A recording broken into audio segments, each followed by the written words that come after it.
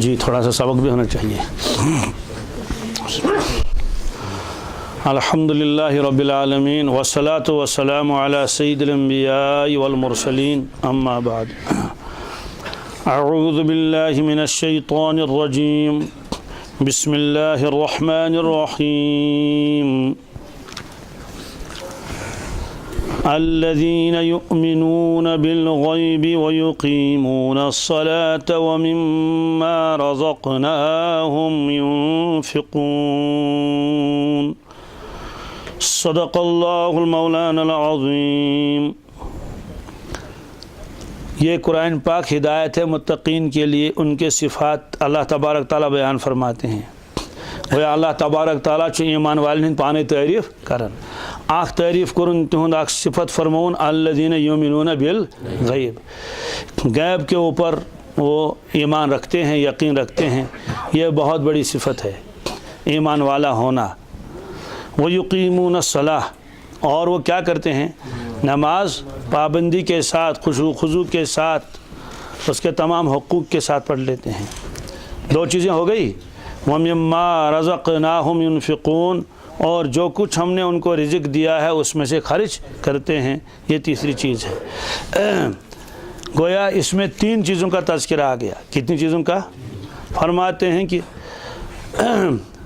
سب طاعتوں کی اصل تو تین ہی ہیں. سب طاعتوں کی اصل، طاعت مانے عبادت.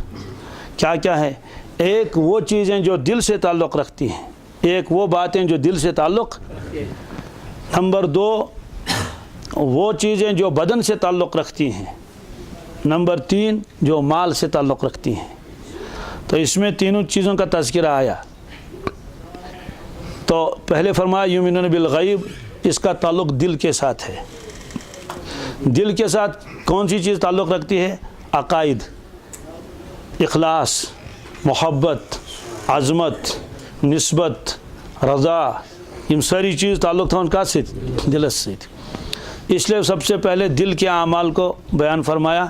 اسی لیے مفسرین کرام فرماتے ہیں اعمال قلوب مستقل اعمال ہیں. اعمال قلوب مستقل اعمال ہیں. دل کے اعمال مستقل ہے. یہی وجہ ہے کہ اگر عقیدہ خراب ہے تو اس کی ظلمت ہمیشہ اس کی طرف چلتی رہے گی. اور اگر قلب صحیح ہے اور عقیدہ صحیح ہے، ایمان ہے، عظمت ہے، محبت ہے، نسبت ہے، یہ ساری چیزیں ہیں، اللہ کا دھیان ہے، تو چونکہ دل ایسا بنا ہوا ہے تو اس لیے اس کے اوپر ہر وقت انوارات برستے رہیں گے، تجلیات اس کی طرف منتقل ہوتی رہیں گی. اس لیے دل کے اعمال کا تو مقابلہ کوئی نہیں کر سکتا، اس لیے کہ اس کی وسعت تو اللہ تعالیٰ ہی جانتا ہے. جسمانی اعمال میں انسان تھکن تھے، ان قلب کے اعمال ہیں. بہرحال ایک ہے. دوسرا فرمایا یقیمون الصلاۃ. اس کا تعلق ہے بدن کے ساتھ. کس کے ساتھ؟ کہ بدنی اعمال. تیسرا فرمایا وَمِمَّا رَزَقْنَاهُمْ يُنْفِقُونَ. جو کچھ ہم نے ان کو رزق دیا اس میں سے خرچ کرتے ہیں. اس میں سارا نہیں، اس میں سے کچھ حصہ خرچ کر لیتے ہیں. تو اس میں سے کیا خرچ کر لیتے ہیں؟ ایک تو وہ ہیں، اس کو کہتے ہیں صدقات واجبہ. کیا؟ زکوٰۃ ہے، عشر ہے، صدقہ فطر ہے، یہ نظر و نیاز ہے. تو بعض چیزیں ایسی ہیں جو اللہ تعالیٰ نے خود لازم کر دیا بندوں کے اوپر. بعض چیزیں بندہ خود اپنے اوپر لازم کر لیتا ہے. بند کت کٹ کر پانس پہ لازم کان چیز دپن اگر میری کام درائے بہ دم رۄپیس 500 فلٲنۍ غریبس. اگر میون بچہ پاس دراو بہ کر ییت پونس کیا خیرات. تو اگر سا کام درائے وہاں سے ضروری تم پونس خیرات کریں. اس کو نظر کہتے ہیں. کیا؟ یا منت اس کو کہتے ہیں. اگر فلاں کام درائی، یہ تو بندہ خود اپنے اوپر لازم کر لیتا ہے. اس کے علاوہ کبھی مسجد میں دیتا ہے فنڈ مسجد کی تعمیر کے لیے، کبھی مدرسوں کے لیے، کبھی ویسے غربا آتے ہیں دیتا رہتا ہے. تو یہ فرمایا کہ جو کچھ ہم نے ان کو رزق دیا اس میں سے خرچ کرتے ہیں. اور ینفقون فرمایا. ینفقون کے مطلب یہ ہے کہ وہ خرچ کرتے رہتے ہیں، یعنی ان کی تو عادت ہی ہے. یہ کیا؟ یوسے آؤ تو 10 روپیے 5 روپیے 4 روپیے 50 روپیے 7 روپیے حسب موقع جیسا ہوتا ہے تو وہ خرچ کرتے رہتے ہیں. یہ ان کی عادت ہے دائمی، وقتی طور پر نہیں، دائمی عادت ہے. جیسے دائمی عادت ان کی نماز پڑھنے کی، ایسے دائمی عادت ان کی کیا ہے؟ खर्च करने की। लेकिन फरमाया मिम्मा, ये असल है मिन और मा, क्या है, नून को मीम में इदगाम कर लिया, नून को रस्मुल ख़त से हटा लिया, बन गया मिम्मा। और मिम्मा रज़क़नाहुम, जो हमने उनको रिज़्क़ दिया, युनफ़िक़ून, उसमें ख़र्च कर लेते हैं।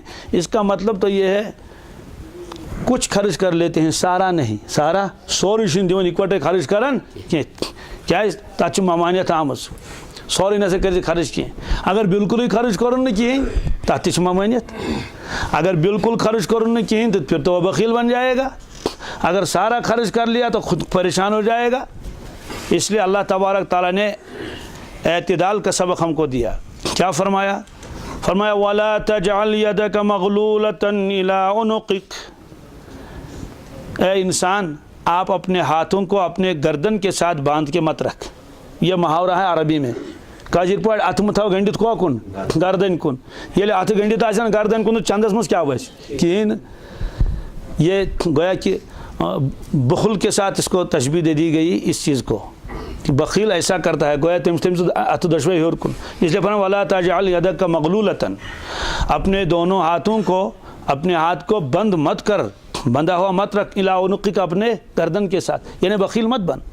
वला तबसुतहा कुल्लल बस्त, बिल्कुल उसको ऐसे मत खोलो कि जितना था तो सारे का सारा दे दिया, अपने पास कुछ भी नहीं रखा। अगर ऐसा करोगे या वो या ये तो फतक़उद मलूमम महसूरा, तो फिर बैठोगे इल्ज़ाम खाया हुआ, हारा हुआ।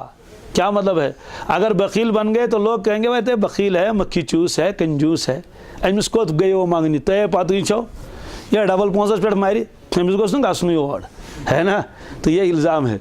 और अगर सारा दे दिया है ना, अब परेशान है, अब क्या करूँगा, अब तो लोगों से कर्जा लेना पड़ेगा। इसलिए फरमाया ये भी मत करो, ये भी मत करो, बखील भी मत बन जाओ, और सारा माल जोश में आकर खर्च कर लो, इसकी भी इजाज़त नहीं है। बल्कि जितने आपके अंदर ताकत है उसने ताकत से ज़्यादा खर्च मत कर लो, तो ममानियत आई है।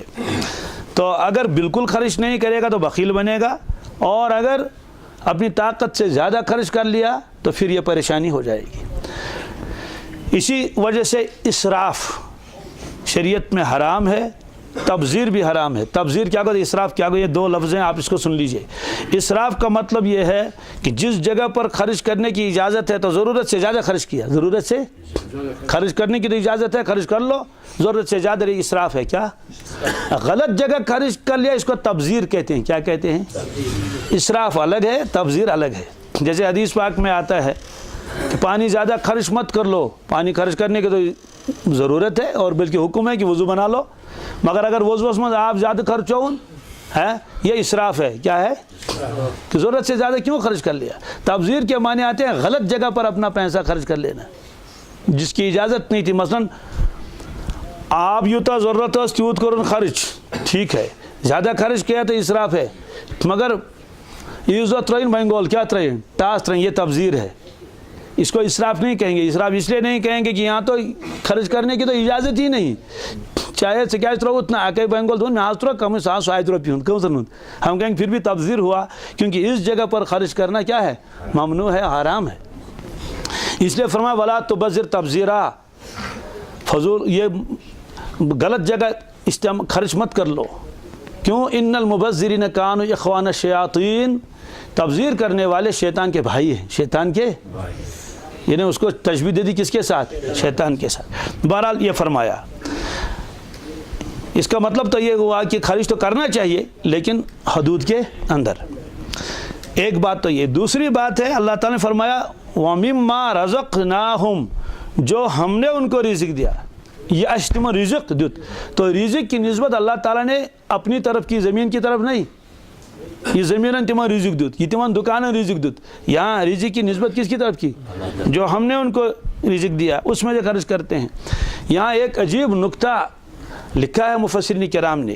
क्या नुक्ता है कि अल्लाह तबारक ताला ने रिज़्क़ की निस्बत अपने पाक ज़ात की तरफ की, रिज़्क़ के अज़मत बताने के लिए। किसके लिए, मालूम है कि रिज़्क़ बहुत बड़ी चीज़ है, रिज़्क़ बहुत बड़ी, जी रिज़्क़ का एहतराम बहुत ज़रूरी है, तो ताज़ीम के लिए बताया गया कि जो मैंने उनको दिया, जिस चीज़ की निस्बत अल्लाह की तरफ हो जाए वो चीज़ मोहतरम होती है।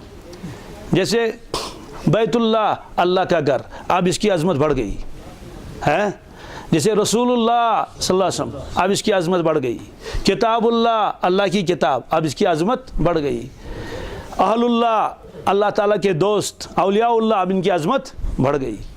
اسی طرح سے صفا مروہ، اللہ تعالیٰ نے فرمایا یہ میری نشانیاں ہیں، ان کی عظمت بڑھ گئی.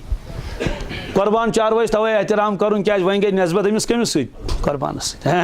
تو نسبتوں کی وجہ سے احکامات بدل جاتے ہیں. یہ لمبا موضوع ہے، اس کو میں چھوڑ دیتا ہوں. اسی طرح سے جانور تو سارے اللہ تعالیٰ کے ہیں، اسی نے پیدا فرمائے ہیں. لیکن قرآن پاک میں ایک اونٹنی کو اللہ نے فرمایا ناقۃ اللہ، یہ اللہ کی اونٹنی ہے. کیا ہے؟ فَوَلَا تَمَسُّوهَا بِالسُّوءِ، دیکھو لوگوں اس کو نقصان نہیں پہنچانا، اس کو ستانا نہیں. اگر اس کو ستایا تو میں خطرناک عذاب کر لوں گا. تو بستی والوں نے اس کو مار ڈالا. وہ حضرت صالح علیہ السلام کے زمانے میں تھی وہ اونٹنی، اس لیے اللہ تعالیٰ نے محض اس اونٹنی کو مارنے کی وجہ سے پوری بستی کو تہوالہ کر کے رکھ دیا، ایک کو بھی نہیں چھوڑا، ختم کر دیا سب کو. تو رزق کی نسبت اپنی طرف کر لی. معلوم ہے کہ رزق کا احترام کرنا چاہیے، اسی لیے فرمایا کہ دسترخوان بچھانا چاہیے، کیا، اور عاجزی اور انکساری کے ساتھ کھانا چاہیے. اور رسول پاک صلی اللہ علیہ وسلم کے بارے میں آپ نے خود فرمایا انا آکل کما یاکل العبد، فرمایا میں تو ایسے کھاتا ہوں جیسے غلام، جیسے، یعنی کبر غرور کے ساتھ نہیں. اس لیے کہ پتہ نہیں اگر ایک دن رزق نہیں ملے گا تو نہ دنیا کا رہے گا تو نہ دین کا رہے گا.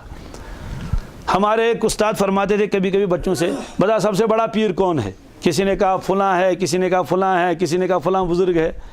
تو فرماتے تھے سب سے بڑا پیر تو رزق ہے. سب سے بڑا پیر تو اگر رزق نہ ملے تو آدمی کسی کام کا نہ رہے، یہ فرماتے تھے. تو رزق کا احترام کرنا چاہیے. مدینہ طیبہ میں ایک شخص بہت بڑا مالدار آدمی ہے. ہمارے ایک استاد نے بتایا، میں ان کے گھر گیا، انہوں نے مجھے دعوت کی تھی. اس کے بعد کھانا کھا لیا، پیالہ پلیٹ صاف کر لیا، پورا انگلیاں یہ سب، پھر اس نے تھوڑا سا پانی اس پلیٹ میں ڈال دیا. آپ ترون کت پتہ دن تک گراج چون ست بوس تمس وچن.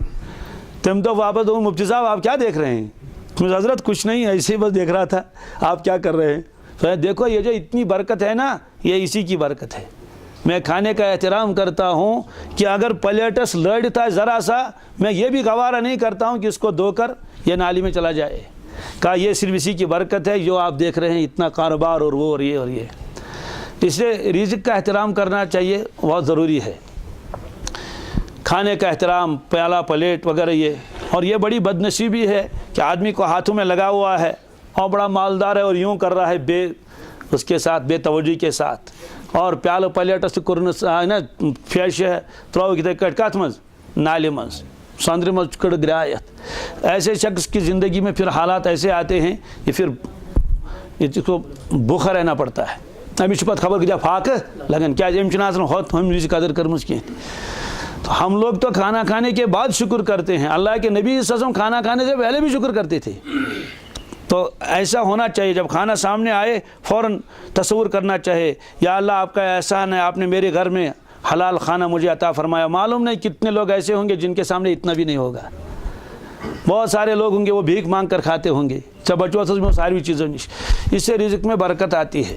اس لیے رزق کا بڑا احترام کرنا چاہیے، نالیوں میں اس کو نہیں ڈالنا چاہیے. تو اللہ کے نبی صلی اللہ علیہ وسلم جب دعا پڑھتے تھے، وہ دسترخوان کی دعا تو آپ روزانہ پڑھتے ہی ہیں، الحمدللہ حمدن کثیرن طیبا مبارکن فیہ غیر مکفی ولا مودع ولا مستغن عنہ ربنا. یہ عجیب دعا ہے. اس دعا کا خلاصہ یہ ہے، یا اللہ حمد و ثنا ہے آپ کے لیے، حمدن کثیرن سٹھا حمد و ثنا، طیبا مبارکن فیہ، یعنی اتنا واریاہ حمد آسن، بے انتہا حمد، پاکیزہ حمد، برکت والی حمد، تعریف چون غیر مکفی ولا مودع ولا مستغن ربنا. اس کا مطلب تو یہ ہے اللہ یہ دسترخوان تو ہم اٹھا رہے ہیں لیکن ہمیں پھر اس کی ضرورت پڑے گی، ہم اس کو الوداع نہیں کر رہے ہیں، ہم اس کو الوداع ولا غیر مودع ولا مستغن ربنا. یا اللہ ہم اس سے بے نیاز نہیں ہے. صبح کو کھانا کھایا شام کو پھر بھوک لگے گی، شام کو کھانا کھایا صبح کو، یعنی یہ دسترخوان ہمیشہ ہمارے گھر میں کیا بچھتا رہے اور ہم کھاتے رہیں. تو رزق تو ایسی چیز ہے نا کہ صبح کھا لیا شام کو پھر ضرورت آ جائے گی، شام کو کھا لیا صبح کو پھر ضرورت پیش آ جائے گی. اس لیے اس میں فرمایا وَمِمَّا رَزَقْنَاهُمْ يُنْفِقُونَ، جو ہم نے ان کو رزق دے دیا اس میں سے وہ خرچ کرتے ہیں. اسی لیے اللہ کے نبی صلی اللہ علیہ وسلم غربت سے پناہ مانگتے تھے. فرمایا کاد الفقر ان یکون کفرا، کہ غربت کبھی کبھی آدمی کو کافر بنا دیتی ہے. کیا بنا دیتی ہے؟ یہ حدیث میں ہے کاد الفقر ان یکون کفرا. غربت کی وجہ سے آدمی کبھی کبھی ایسے کام کر لیتا ہے جس کی وجہ سے اس کا ایمان ختم ہو جاتا ہے. اللہ تعالیٰ بچائے. بعض مرتبہ تو بعض لوگ تنگ آ کر اپنا دین بھی بدل دیتے ہیں. پہلے مسلمان تھا، تنگی آ گئی، پریشانی آ گئی، مسلمانوں نے بھی کوئی دھیان اس کی طرف نہیں دیا، بس تمروید پن یا صحیح روپیے جمع کرن اور غریبوں کا دھیان نہیں رکھا، یہاں تک کہ وہ مجبور ہو گئے. کوئی عیسائی بن گیا، کوئی یہودی بن گیا، انہوں نے لالچ دے دی اور بیچارہ گیا. تو یہ ہے کاد الفقر ان یکون کفرا. غربت کی وجہ سے کبھی کبھی آدمی کفر کے قریب ہو جاتا ہے. یہ فرمایا. اور مال خرچ کرنے سے مال کم ہوتا ہے؟ بالکل نہیں. ایک روایت میں اللہ کے نبی صلی اللہ علیہ وسلم نے قسم کھا کر یہ بات فرمایا ما نقصت صدقۃ من مال، صدقہ اور خیرات کرنے سے مال میں کوئی کمی نہیں ہوتی ہے. بہرحال یہ فرمایا رزقناہم کے اندر یہ بات ہے. تو ترتیب کے ساتھ اللہ تبارک تعالیٰ نے فرمایا پہلے دل کے اعمال، پھر اس کے بعد بدن کے اعمال، پھر اس کے بعد مال کے اعمال فرمائے. اور ترتیب یہی ہے، پہلے آدمی کا دل مسلمان بن جانا چاہیے، ایمان والا بننا چاہیے، تبھی تو وہ اعمال کرے گا. تو بدن تو ہر ایک کے پاس ہے، اس لیے دوسرے نمبر پر بدن کے اعمال بتائے گئے. مال ہر ایک کے پاس نہیں، کسی کے پاس ہو سکتا ہے، کسی کے پاس نہیں، اس لیے مال کو تیسرے نمبر پر بتا دیا. وَمِمَّا رَزَقْنَاهُمْ يُنْفِقُونَ. بس آج سبق مختصر ہی ہوگا، اس لیے کہ آج مشورہ کر